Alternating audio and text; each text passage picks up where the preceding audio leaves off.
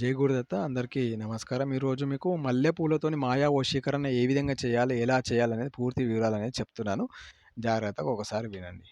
ఓకేనా? అయితే మల్లె పూలతోని గానీ, లేదా గులాబీ పూలతోని గానీ ఇది వశీకరణం అనేది చేయొచ్చు. ఇది ఎవరెవరికి చేయొచ్చంటే ఎవరికైనా సరే చేయొచ్చు. ఆడవాళ్ళు, మగవాళ్ళు ఎవరికైనా చేయొచ్చు.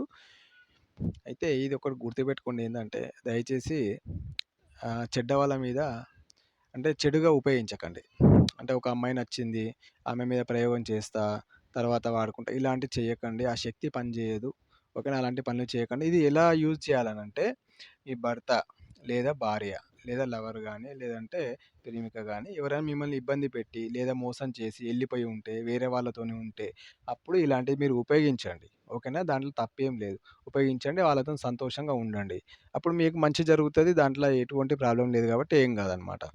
ఓకేనా? అయితే ఇది ఎలా చేయాలో నేను చెప్తాను. ఒకసారి జాగ్రత్తగా వినండి. ఇది మనకి గులాబీ పువ్వు ఉంటది గదా! గులాబీ పువ్వు అనేది తీసుకోవాలి. తీసుకొని మంత్రాన్ని 108 సార్లు చదవాలి. చదివిన తర్వాత అది గులాబీ పువ్వు తలలో పెట్టుకోవడానికి ఇచ్చేయాలన్నమాట.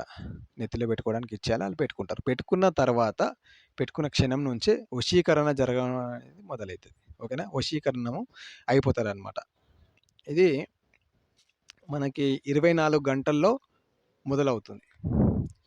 24 గంటల్లో దాని రిజల్ట్ మొత్తం పూర్తిగా చూపిస్తదనమాట. ఎప్పుడైతే మీరిస్తారో అప్పుడే స్టార్ట్ అవుతుంది. దాని పూర్తి రిజల్ట్ రావడానికి 24 అవర్స్ అనేది పడుతుంది. 24 గంటల్లో రిజల్ట్ చూపిస్తుందనమాట.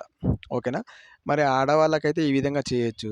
మరి మగవాళ్ళకి ఎలా అంటే, మగవాళ్ళకి ఏం చేయాలి? గులాబీ పువ్వులు కాకుండా మనకి మల్లె పూలనేవి తీసుకోవాలి.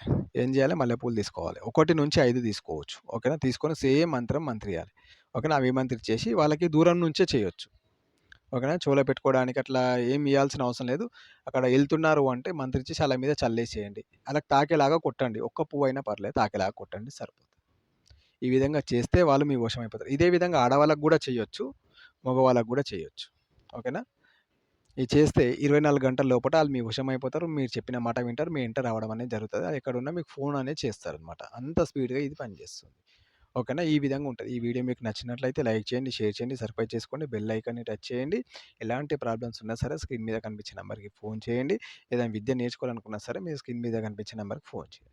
ఓకేనా?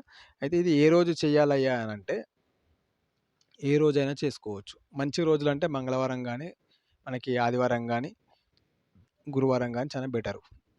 లేదు ఏ రోజు చేసినా దీని పనితనం అనేది చూపిస్తది. పొద్దున, మధ్యాహ్నం, సాయంత్రం ఎప్పుడైనా చేయొచ్చిది. దీనికి టైమింగ్స్ అనేది ఏం లేదు. ఎప్పుడైనా, ఏ రోజైనా చేసుకోవచ్చు. ఓకేనా? ఇది దీనికి సంబంధించిన మంత్రం ఏదైతే ఉందో, అది మీకు కావాలి అనుకుంటే మాత్రం నేను ఫోన్‌లలో చెప్పను. ఎందుకు చెప్పననేది కూడా చెప్తున్నా. ఇప్పుడు ఈ మంత్రం నేనిస్తా. మంచివాళ్ళు వాడుకుంటే ఏం ప్రాబ్లమ్ లేదు. అంతా మంచే జరుగుతది. ఓకే.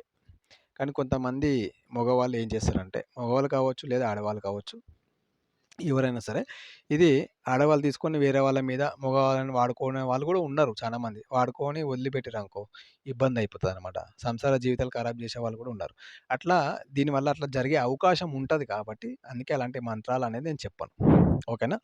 మీకు కావాలని నిజంగా ప్రాబ్లమ్ ఉంటే ఫోను చేయండి. నేను మీకు ఇయడం అనేది జరుగుతది. అదే విధంగా మగవాళ్ళు తీసుకొని గూడా ఆడవాళ్ళకి ఏదైనా చేసారనుకోండి, ఆళ్ళ లైఫ్ గూడా ఖరాబ్ అయిపోతది గదా!